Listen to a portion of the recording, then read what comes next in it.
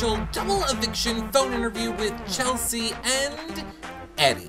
So let me let you guys know really quickly, if you guys missed any of our previous phone interviews or shows with house guests like Ika, Karen, Maddie, oh my god, so many of them, they're all over on our website, yourrealityrecaps.com/bbcan. You can see all of our content there, not just for this season, but every season of Big Brother and all the other shows we cover on our website.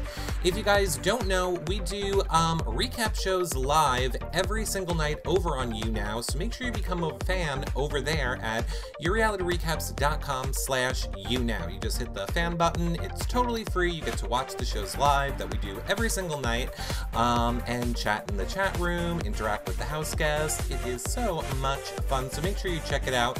Of course, if you want to help support our shows, get us to Canada to do those backyard interviews and stream Liza's Party Live for you guys, consider becoming a patron at yourrealityrecaps.com/patron. You get access to the patron-only group, prize giveaways, weekly shows just for patrons, and of course, the after shows with the BBCan 7 house guests when the season is over. So we'll be live on YouNow for everybody, but then we go into the patron group for the private after show where all the tea comes out. You can always do a one-time donation at yourrealityrecaps.com/PayPal as well. And if you want some free ways to help support our shows, if you're listening or watching on iTunes, 5-star rating and a nice review is amazing. If you're watching or listening on YouTube, thumbs up, hit that bell, subscribe. Those are all great ways to help support us. Share across any social media that you see us on. Without your guys' supports, we can't keep these shows going, so try and do some of those things for us. But look, we need to get over to this phone interview, so hey, how are you guys doing? Good, how are you? Good too, how are you? Great. All right, so I have some questions for you guys from your fans. Chelsea, I'm going to start with you. How shocked were you to learn that it was going to be double eviction? You know what, I was speculating throughout the week, and I had a good feeling that it was probably happening quite soon, if not this week, then for sure next. Mm-hmm. So it wasn't a huge shock, and I'm happy about it. I feel like it was about time a twist happened and something came through the house to shake it up. So, you were saying you were kind of suspecting it. Do you feel like the house was prepared for the double eviction? I think that, all you do in there is theorize and speculate all day long. So I think there was definitely conversation about it, but I think most people felt it was probably going to be next week. Okay. Who would you have targeted had you stayed in the house and won the double eviction? Oh, man. The guys in the Guy Alliance. I probably would have put up Dane and Mark to at least get one of them out. I think it would have been too soon to go against Adam because I would need to have Sam still on my side to kind of like play that relationship a little bit longer. So probably one of those two, and hopefully I would have gotten Dane out. Okay. Now, what is your relationship like with Kira? Or more specifically, do you feel kind of betrayed by her in the game?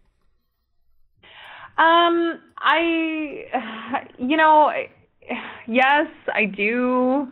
Kira did need to kind of throw me out of the bus in order to campaign, and I do feel a little bit betrayed by that. But Kira is someone that I'm going to be friends with outside of the house, and honestly, Kira and I's relationship was complicated. Kira drove me crazy a lot of the time, but like truly, I warmed up to them a lot, and I think that, I don't know, you can't really trust anybody in the house, right? It's a game, and it's shocking to know that people are going to go behind your back and betray you, but you also kind of expect it in that situation. So it is what it is. Right.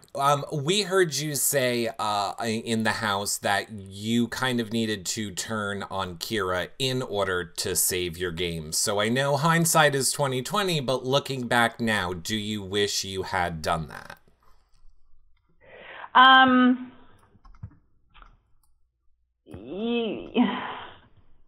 Yeah, I guess. I feel like Kira isn't necessarily the one that I needed to go against. I feel like it was more Adam that I needed to go against. It was more the guys that I needed to go against. Right. And not so much Kira. But I feel like up against Kira on the block, I knew that I was the bigger target. So it wouldn't have mattered how much I threw Kira under the bus. The target, I felt, was always me.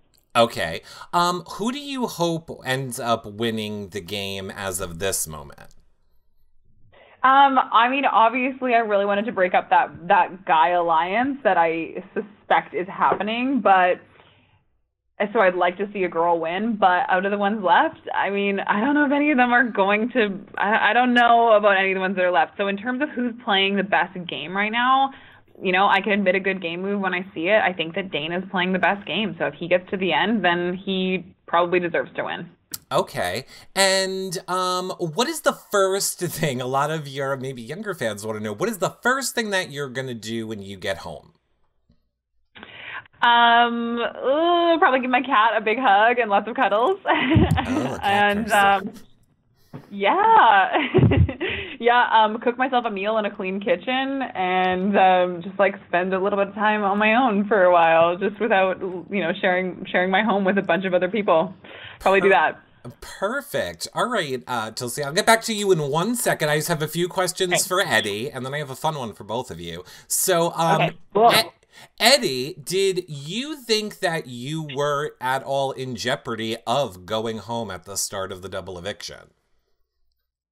To be honest, I did not expect that.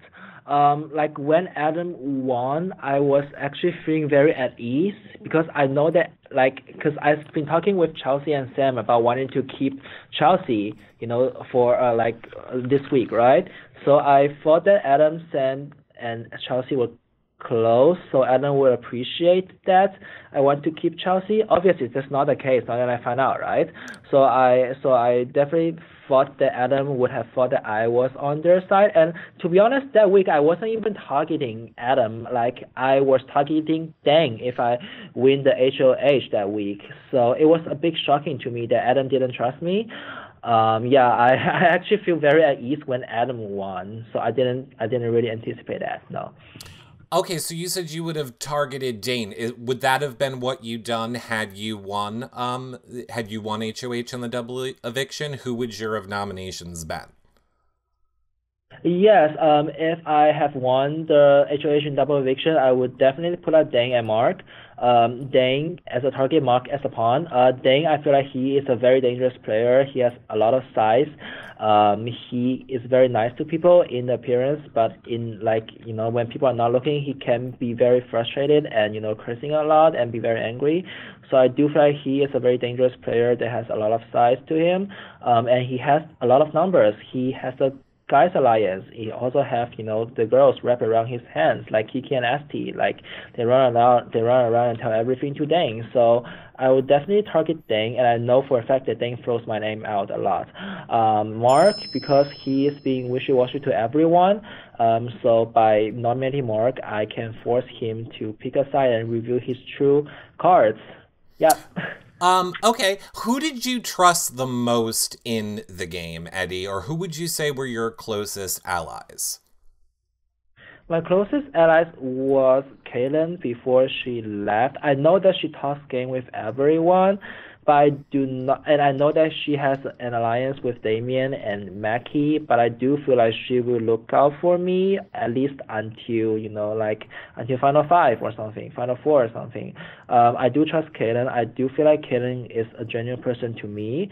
And Kaylin was like a martyr figure to me. Going to this game, I want to play with older people because I feel like they're wiser, and they have a lot of experience. And just based on the general fact that I do care for older people, you know what I mean? I feel like older people already have already needs to fight an uphill battle when they're going to the game because of their age disadvantage. I didn't know that Kaylin was like that old, but I definitely suspected that Kaylin was older than she appeared to be. So I do trust Kaylin in this sense. I know that Kaylin doesn't tell me everything, but at least I don't feel like she goes around and runs runs and tell other people what I told her from now. Yeah. Right. For now. Yeah. Okay, and it seemed like there was a lot of distrust between you and Kira in the house, Eddie. Why was that? Because I tried to make a genuine connection to Kira week 1, and they just shut me off week one. Like that is week one. Like I know that a lot of people shut me off later in this game, but like week one, like there's no reason to shut off someone who is approaching you, right? Like I try to be nice to Kira, and they just don't really care, or like they just ignore my approach. And they later told me like in like week two, after they were put on a block and didn't win POV, they are trying to campaign to me and explain to me why they were acting so weird to me week one. They told me that Kira told me that Kira was also a very shy person, so they want to be with someone who is more outgoing, because being with like trying to communicate with a shy person will take away their energy, so they would rather like bond with outgoing people. Like that's what they told me. But I'm also a shy person, like but I do talk with other people, right? So I don't feel like they're being very nice about that. So yeah, that's why I have a lot of distrust with Kira, and I know for a fact that Kira threw my name out week one to Adam. I know that's a fact. So she started that. Yeah. Okay. And who do you think has the best chance to win the game right now, Eddie? Right now, I think Dane has the best chance to win the game. Yeah, because of the reasons I have explained before. He's a very dangerous player, but I also feel like Anthony has a very good shot, because Anthony is flying under the radar a lot. Like everyone likes him, everyone kind of trusts him, I guess, and he's never like he's napping in the house all the time. He doesn't seem to be doing things, but he is doing things behind the scene. So I feel like Anthony may be a very big threat in winning the game. Okay. Now, since you two are together for this interview, I have two fun questions for you guys both. And first one is, what do you each think is the best and worst move the other one made in the game? Oh, fun. Okay. I think, I think the worst move that Eddie made was, I think, one that he recognizes, and it was just not being involved enough in the game dynamic, not really being involved in game talk with anybody. Okay. Definitely led to his downfall. Being alone made him an easy target. I think Eddie's best move was being a strong social player. Everybody in the house loved Eddie and loved what he brought to the table. And so everyone, I think, recognized that because he was sort of a lone wolf, it might be an easy target. But I think because he was so well-liked, it made it a tough one to target and a tough person to get out. He played a good social game in that sense.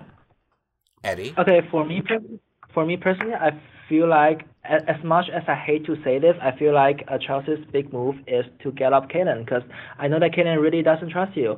And I did try to defend you in front of Kaylin, because Kaylin didn't trust Adams and Kaylin. No, Kaylin didn't trust Adams and Chelsea, and I did told Kaylin that Chelsea seems to be just tagging along with Alan and Sam, and Chelsea isn't really a big threat. But Kaylin is actually targeting Chelsea. So I do feel like, you have a very good instinct in backdooring Kaylin. That was a good move on your part. Yeah, no problem. I feel like the worst move may be aligning with Adam and Sam, the obvious showmans, because, showmans doesn't really, a lot of showmans make very far in this game, but obviously showmans are going to take each other in this game later in this game, right? Although I know that this may not be what is happening right now, but you do know, like, if you're gunning for three people, a showman and another person on the side, it's easier to gun for the person on the side, in order to backdoor the showmances. So, but like backdooring doesn't always work, right? It can go wrong easily. So so I do feel like Chelsea's worst move is to be aligning with Adam and Sam, and therefore painting herself as an obvious target. Right. Well, it will definitely be fun to talk to you guys at the end of the season once you know the whole scope of everything. So, last question for both of you. We know that when Mackie was leaving the house, he put a plague on it, and fans were wondering what each of you thought Mackie's plague was.